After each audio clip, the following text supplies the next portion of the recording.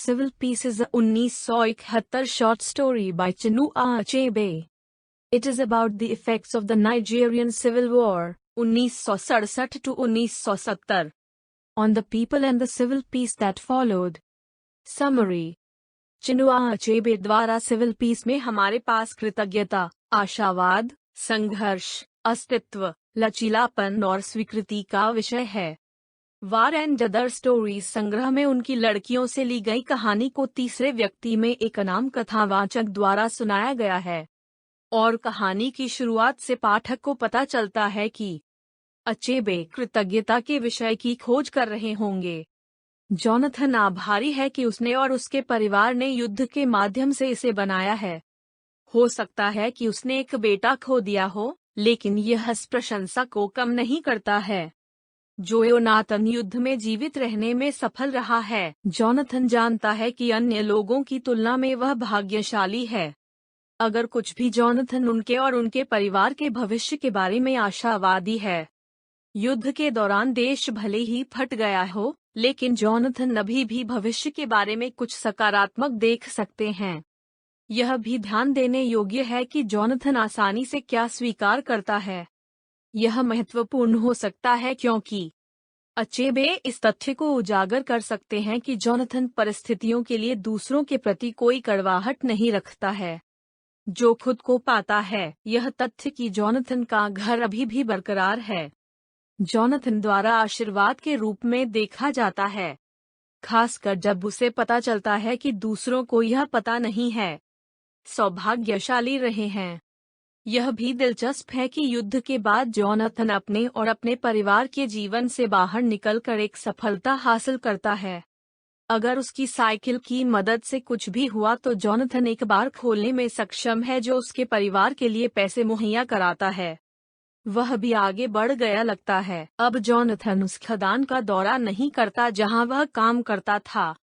यह महत्वपूर्ण हो सकता है क्योंकि अचेबे खदान का उपयोग दर्पण के लिए या उन कठिनाइयों का प्रतीक हो सकता है जो गृहयुद्ध या किसी भी प्रकार के युद्ध के माध्यम से हो सकती हैं। जॉनथन के विपरीत खदान के लोग बेघर हैं। खनिकों के लिए कोई शांति शाब्दिक या रूपक नहीं प्रतीत होता है।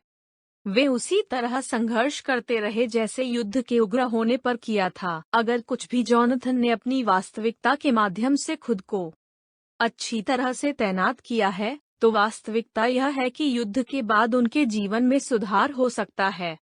जहां दूसरे लोग संघर्ष करना जारी रखते हैं, वहीं जॉनथन थर्राता है। यह वह बिंदु हो सकता है जिसे अचेबे बनाने का प्रयास कर रहा है।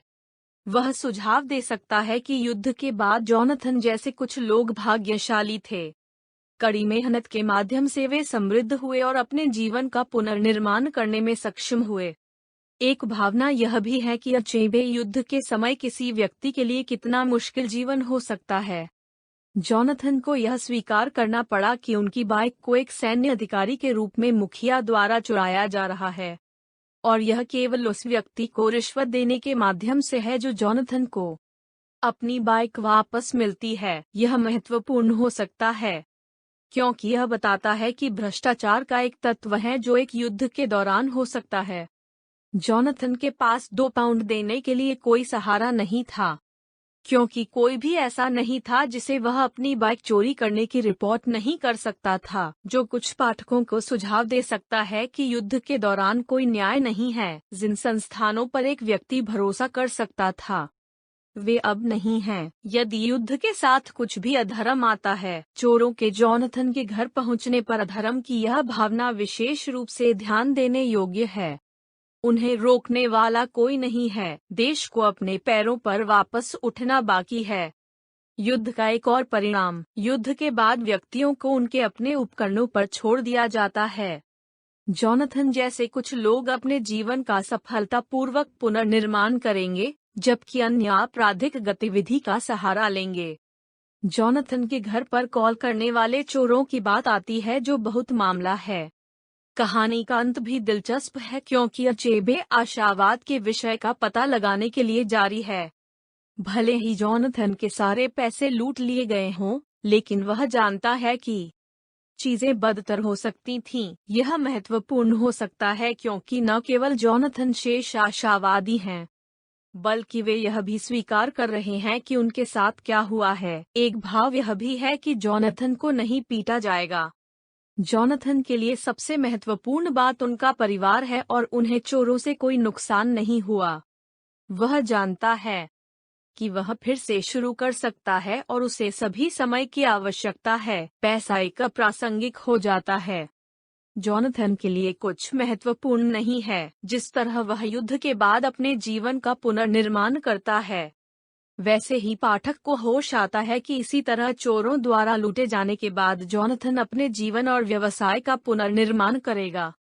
सभी चरणों में जॉनथन यह जानना चाहता है कि क्या महत्वपूर्ण है, परिवार, और क्या महत्वपूर्ण नहीं है।